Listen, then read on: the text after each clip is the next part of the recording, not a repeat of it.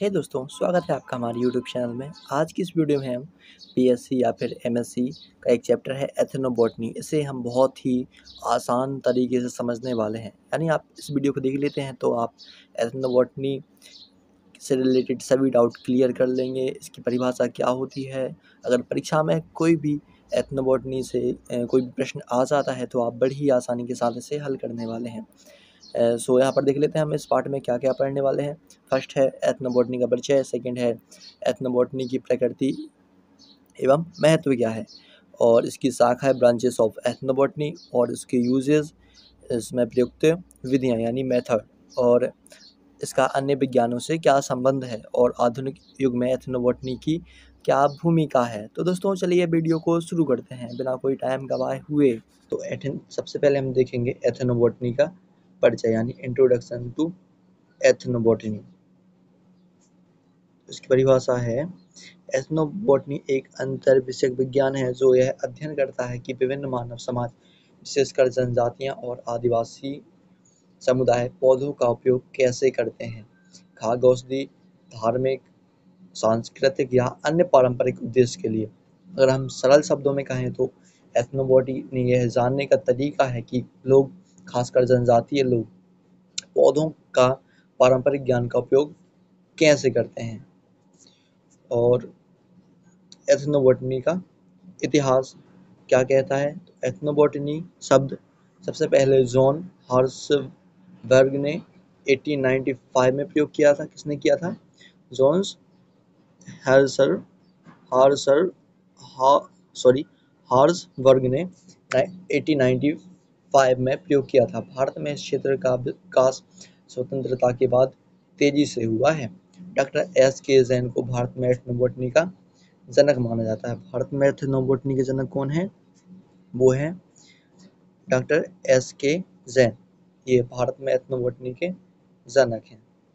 और फिर इसके बाद है क्या, मुख्य अध्ययन क्षेत्र, यानी इसके अंतर्गत हम क्या क्या पढ़ते हैं एथनोबॉटनी के अंतर्गत। तो इसमें पढ़ते हैं जनजातीय समुदायों द्वारा उपयोग किए जाने वाले औषधीय पौधे। इनका हम बहुत ही बेसिक तरीके से अध्ययन करते हैं, यानी इसके यूज़ क्या हैं और इसका उपयोग किस तरह से लाभ के लिए किया जा सकता है, और खाद्य फसलों की पारंपरिक किस्में जो कि प्राचीन समय से चली आ रही हैं, उन सभी किस्मों को हमें जानना है। इस एथनोबॉटनी का विषय है पौधों का धार्मिक और सांस्कृतिक उपयोग, यानी इसे धार्मिक तरीके से कैसे यूज़ करते हैं, यानी पूजा में, पाठ में, और सांस्कृतिक उपयोग यानी इसका किस चिकित्सा में, जैसे सूजन उतारने में या फिर कोई संक्रमण को रोकने में, यानी कैसे किया जाता है। और चौथा है वन आधारित जीवन शैली और पारंपरिक ज्ञान। इस सब का अध्ययन हम एथनोबॉटनी के अंतर्गत करते हैं। और इसका महत्व क्या है, तो इसका महत्व है पारंपरिक ज्ञान के संरक्षण में सहायक, यानी हम इसका अध्ययन करेंगे तो इसका संरक्षण होगा, यानी यह ज्ञान हमेशा चला आएगा, यानी यह गुम नहीं होगा कहीं भी। और नई औषधियों की खोज का स्रोत, यानी हम इसका अध्ययन करते करते कोई नई औषधियाँ भी खोज सकते हैं और नई नई रिसर्च भी कर सकते हैं।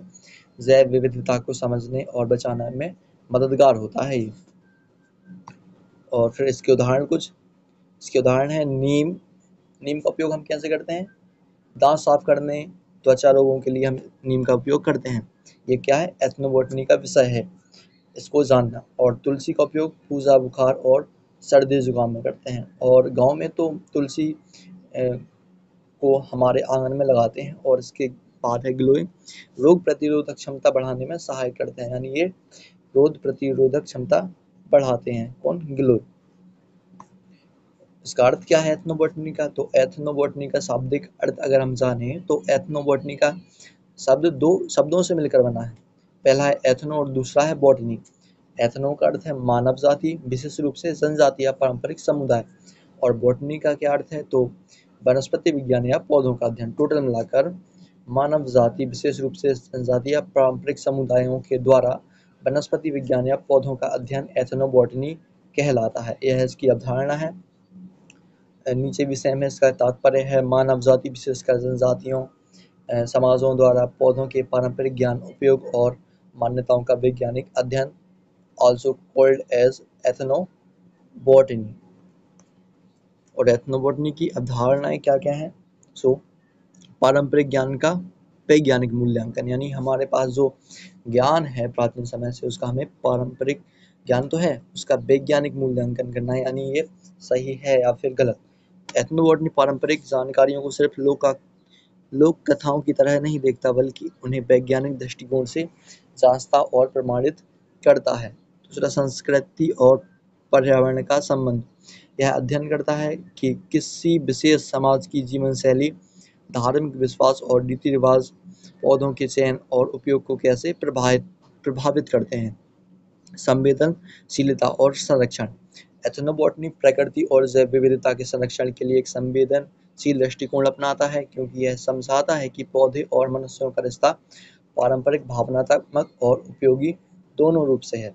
और ज्ञान का आदान प्रदान। यह पारंपरिक ज्ञान को वैज्ञानिक समुदाय तक लाने का माध्यम है, यानी हमारा जो पारंपरिक ज्ञान है उसे हम वैज्ञानिक रूप में ढाल सकते हैं, ताकि नई औषधियाँ, फसलों की किस्में और पर्यावरणीय समाधान विकसित किए जा सकें। एथनोबॉटनी का कार्य क्षेत्र बहुत ही व्यापक है। हम पढ़ेंगे अब एथनोबॉटनी का कार्य क्षेत्र, स्कोप ऑफ एथनोबॉटनी। तो एथनोबॉटनी का कार्य क्षेत्र बहुत ही व्यापक और बहुआयामी है। यह केवल पौधों के पारंपरिक उपयोग तक सीमित नहीं है, बल्कि विज्ञान, संस्कृति, औषधि अनुसंधान और पर्यावरण संरक्षण के क्षेत्रों तक फैला हुआ है। और एथनोबॉटनी के मुख्य कार्य क्षेत्र को देखेंगे। धार्मिक और सांस्कृतिक उपयोग, सॉरी यहाँ पर कुछ गायब है, हाँ 2 पॉइंट गायब है, मैं बाद में डाल दूंगा। धार्मिक और सांस्कृतिक उपयोग, रिलीजियस एंड कल्चरल यूज। तो पौधों का उपयोग पूजा, त्योहारों, रीति रिवाज और सामाजिक अनुष्ठानों में किया जाता है। जनजातीय जीवन शैली, ट्राइबल लाइफस्टाइल। पौधों के माध्यम से जनजातीय समाजों की जीवन शैली, भौतिक संसाधन, औजार, वस्त्र आदि का अध्ययन किया जाता है। और मुख्य कार्य क्षेत्र क्या है इसके? संरक्षण कार्य, यानी कंजर्वेशन एफर्ट्स। लुप्तप्राय और महत्वपूर्ण पौधों की पहचान और उनके संरक्षण हेतु जागरूकता व योजना निर्माण करना, यानी जो भी जीव या जो किस्में हैं जो हमारे जीवों की, वो अगर लुप्त हो गई हैं तो उनका संरक्षण करना, और अगर लुप्त होने के कगार पर हैं तो उनका संरक्षण करना और उन्हें बनाए रखना। पारिस्थितिक अध्ययन, इकोलॉजिकल स्टडीज। पौधे और उनके प्राकृतिक आवास के पारंपरिक संबंधों का अध्ययन, जो सतत विकास और पारिस्थितिकी तंत्र को संतुलित करने में सहायक होता है। एथनोबॉटनी का उद्देश्य क्या है? Objectives of ethnobotany. एथनोबॉटनी का उद्देश्य केवल पौधों के पारंपरिक उपयोग को जानना नहीं है, बल्कि यह एक वैज्ञानिक प्रक्रिया है जो संस्कृति और जैव विविधता, चिकित्सा विज्ञान और सतत विकास से गहराई से जुड़ा हुआ है। गहराई से जुड़ा हुआ है। और इसके मुख्य उद्देश्य क्या है? पारंपरिक ज्ञान का संरक्षण। ये शायद पुराना वाला है, हाँ यही है। पारंपरिक ज्ञान का संरक्षण। जनजातीय समुदायों के पास पौधों के उपयोग से संबंधित जो पारंपरिक ज्ञान है उसका संरक्षण करना एथनोबॉटनी का एक मुख्य उद्देश्य है। यह ज्ञान मौखिक परंपराओं से मिलता है और इसके लुप्त होने की आकांक्षा हमेशा बनी रहती है। नई औषधियों की खोज हो जाती है इससे, डिस्कवरी ऑफ न्यू मेडिसिन। पारंपरिक चिकित्सा पद्धतियों से प्रेरणा लेकर वैज्ञानिक नई औषधियों का विकास कर सकते हैं, जिससे एलोपैथिक दवाओं में नए विकल्प मिलते हैं। क्या होता है कि जो एलोपैथिक दवाई है उसमें कुछ फ़ायदा भी होता है और कुछ हमारे शरीर को नुकसान भी होता है उनका यूज़ करने से। जब हम इन औषधियों को भी उपयोग में ले तो इनमें क्या होता है कि फ़ायदा तो होता है लेकिन घाटा बहुत कम देती हैं, यानी नुकसान बहुत कम होते हैं, साइड इफ़ेक्ट बहुत कम होते हैं। तो हम एलोपैथिक के लिए इसको विकल्प के रूप में देख सकते हैं। सांस्कृतिक मूल्य को समझना, अंडरस्टैंडिंग कल्चरल वैल्यू। पौधों का धार्मिक, सामाजिक और सांस्कृतिक उपयोग समझकर समुदायों की सांस्कृतिक विरासत को संरक्षित किया जा सकता है। यानी कई जो ट्राइबल जनजाति हैं उनके पास ज्ञान है जड़ी बूटियों का, तो हम उसे बनाए रह सकते हैं, यानी विरासत को उनकी संरक्षित कर सकते हैं। जैव विविधता का संरक्षण, कंजर्वेशन ऑफ बायोडायवर्सिटी। एथनोबॉटनी उन पौधों की पहचान करने में मदद करता है जो विलुप्त होने की कगार पर हैं और उन्हें संरक्षित करने के उपाय सुझाता है जिससे वह बने रह सकें। सतत विकास और संसाधनों का संरक्षण। पारंपरिक ज्ञान के आधार पर प्राकृतिक संसाधनों का संतुलित उपयोग सुनिश्चित किया जा सकता है जिससे पर्यावरणीय संतुलन बना रहे, यानी पर्यावरण हमेशा चलता रहे, यानी उसको कोई नुकसान ना हो, प्राकृतिक संसाधनों का उपयोग सुनिश्चित किया जा सके। एथनोबॉट एक अंतः विषय विज्ञान के रूप में ethnobotany as a interdisciplinary science. Ethnobotany केवल वनस्पति विज्ञान नहीं है बल्कि यह विभिन्न विषयों का मिश्रण है। यह एक अंतर विषय विज्ञान है जो अलग अलग क्षेत्रों के ज्ञान को एकत्रित करता है ताकि पौधों और मानव समाज के बीच के संबंध को बेहतर तरीके से समझा जा सके। एक अंतर विषय के रूप में एथनोबॉटनी यहाँ पर इसके विषय हैं, यानी यह किन किन किन विषयों से जुड़ा है और इसकी क्या क्या भूमिका है। पहला है बॉटनी। बॉटनी से किस प्रकार जुड़ा है? ये पौधों की पहचान, संरचना और वर्गीकरण करता है। उसके बाद एथ्रोपोलॉजी, जनजातीय समुदायों की संस्कृति और उनके पारंपरिक ज्ञान की समझ करता है। फार्माकोलॉजी, पौधों से औषधीय तत्वों की पहचान और उसके वैज्ञानिक उपयोग को सुनिश्चित करता है। और इकोलॉजी, पौधों के पर्यावरण के बीच संबंध स्थापित करता है। सोशियोलॉजी, पौधों और सामाजिक व्यवहार के बीच संबंध बताता है। हिस्ट्री, पारंपरिक उपयोग की ऐतिहासिक पृष्ठभूमि और उसका विकास को बताता है कि इसका उपयोग कैसे किया जा सकता था, यानी किया जाता था, इसका ऐतिहासिक पृष्ठभूमि बताता है ये। इसके बाद है एक एथनोबॉटनी की व्यापकता केवल वैज्ञानिक दृष्टिकोण तक सीमित नहीं है बल्कि यह सामाजिक, सांस्कृतिक, औषधीय और ऐतिहासिक पहलुओं को भी समेटे हुए है। इसलिए इसे अंतः विषय विज्ञान के रूप में पढ़ना और समझना अत्यंत आवश्यक हो जाता है। एथनोबॉटनी की विभिन्न शाखाएं। अब शाखाएं क्या है इसकी भाई? Branches of ethnobotany. तो एथनोबॉटनी कई शाखाओं में विभाजित है जैसा कि हम जानते हैं, जो अलग अलग दृष्टिकोण से पौधों के मानव उपयोग को समझाती है। नीचे प्रमुख शाखाएं दी गई हैं, यहाँ पर उनकी लिस्ट है। औषधीय एथनोबॉटनी, मेडिकल एथनोबॉटनी, यह उन पौधों का अध्ययन करती है जिन्हें पारंपरिक चिकित्सा पद्धतियों में औषधियों के रूप में प्रयोग किया जाता है। उदाहरण के तौर पर हम देखें तुलसी, नीम, अश्वगंधा, गिलोय, ये सब पारंपरिक रूप से उपयोग होते आए हैं। और सेकंड है सांस्कृतिक एथनोबॉटनी, कल्चरल एथनोबॉटनी, इनमें पौधों का धार्मिक, सामाजिक और सांस्कृतिक परंपराओं में उपयोग किया जाता है, इसका अध्ययन किया जाता है। उदाहरण के तौर पर तुलसी की पूजा की जाती है, कल्प वृक्ष का की महत्व है, यानी उसकी भी पूजा की जाती है। कल्प वृक्ष आपने देखे होंगे, कल्प वृक्ष के आसपास धागा सा चढ़ा रहता है, यानी यह लोग इसकी पूजा करते हैं और कुमकुम में हल्दी को मिलाते हैं। उसके बाद आर्थिक एथनोबॉटनी, इकोनॉमिक एथनोबॉटनी, यह उन पौधों पर केंद्रित होती है जिनसे समुदायों को आजीविका या व्यापारिक लाभ होता है। उदाहरण के तौर पर देखें, बांस, रेशा देने वाले पौधे, रेजिन, रबड़, ये इनका ज्ञान करके हम व्यापारिक लाभ कमा सकते हैं। पारिस्थितिकीय एथनोबॉटनी, इकोलॉजिकल एथनोबॉटनी है शाखा, यह समझने में मदद करती है कि पौधे पर्यावरण और मानव जीवन को कैसे प्रभावित करते हैं। उदाहरण के तौर पर देखें तो जंगल की जैव विविधता, वनवासियों का पारिस्थितिकीय ज्ञान। 5 है पोषणात्मक एथनोबॉटनी, न्यूट्रिशनल एथनोबॉटनी, इनमें उन पौधों का अध्ययन किया जाता है जिनका उपयोग खाद्य पदार्थों के रूप में किया जाता है। उदाहरण के तौर पर देखें तो कोंदो, कुटली, जंगली सब्जी, जड़ी बूटियों से बने खाद्य पदार्थ। प्रमुख क्षेत्र जिनमें एथनोबॉटनी आज भी उपयोगी है। चिकित्सीय क्षेत्र में योगदान, आदिवासी समुदायों द्वारा उपयोग किए जाने वाले पौधों से नई औषधियाँ तैयार की जा रही हैं।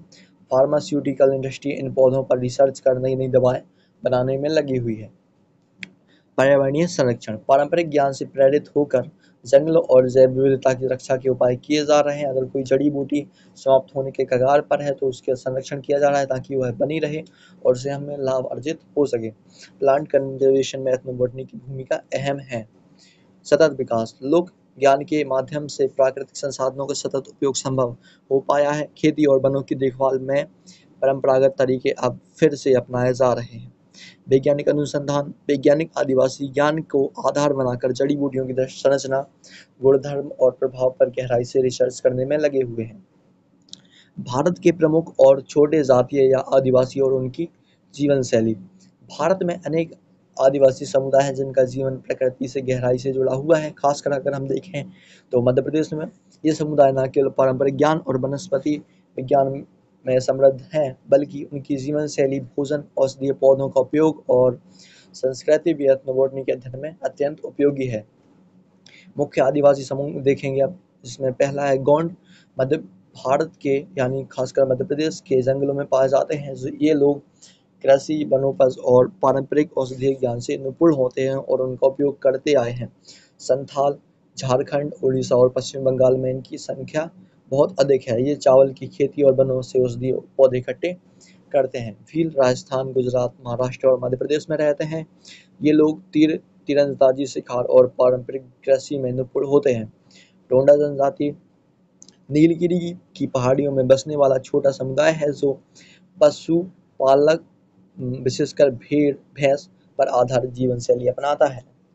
जड़वा, जिसे हम जटवा भी कहते हैं, ये कहाँ पाए जाते हैं? अंडमान द्वीप समूह के वनवासी समुदाय हैं। ये पूर्णतः प्रकृति पर निर्भर होते हैं और बाहरी दुनिया से बहुत कम संपर्क रहता है, क्योंकि ये भारत है, मतलब सब सीमा से नहीं लगा हुआ है। ये क्या अंडमान द्वीप समूह, ये समुद्र के बीच में पाया जाता है, इसलिए यह भारत में तो है ही, लेकिन मेन इलाकों से कटा हुआ है। जीवन शैली की विशेषताएं क्या हैं इनकी? तो इनका आवास झोपड़ीनुमा घर, बांस और मिट्टी से बने हुए होते हैं। अगर आप गाँव में जाएंगे, विशेषकर जंगलों के क्षेत्र में, तो आप इस तरह के घर देख सकते हैं जो कि झोपड़ी तरह के हैं और बांस और मिट्टी से बने हुए हैं और मिट्टी उनके ऊपर चढ़ाई गई है विशेषकर। और भोजन, कंद मूल, जंगली फल, मछली और वन खाद्य सामग्री, इन्हीं को ये खाते हैं। वस्त्र क्या पहनते हैं? क्षेत्रीय मौसम और संसाधनों के अनुसार वस्त्र, सूती या साल से बने हुए वस्त्र। आजीविका कैसे करते हैं? अब ये कृषि, वनों पर संग्रह, शिकार, पशुपालन, हस्तशिल्प, इनको ये सेल करके अपनी आजीविका को निर्वहन करते हैं। धार्मिक मान्यताएं क्या है? प्रकृति पूजा, पेड़, नदी, चंद्रमा, सूर्य आदि की आराधना करते हैं ये। तो दोस्तों, हमारा चैप्टर हुआ कंप्लीट, और अगर आपको आगे के और भी चैप्टर चाहिए तो आप हमें कमेंट कर सकते हैं ताकि हमें भी मोटिवेशन मिले और हम और चैप्टर आपके लिए अपलोड कर सकें। और अगर आप चाहते हैं कि मैं इंग्लिश मीडियम में भी आपके लिए नोट्स लेकर आऊँ इसी तरह से, तो आप कमेंट कीजिए, मैं इंग्लिश में भी आपके लिए उपलब्ध करा दूँगा। तो मिलते हैं दूसरी वीडियो में, तब तक के लिए गुड बाय।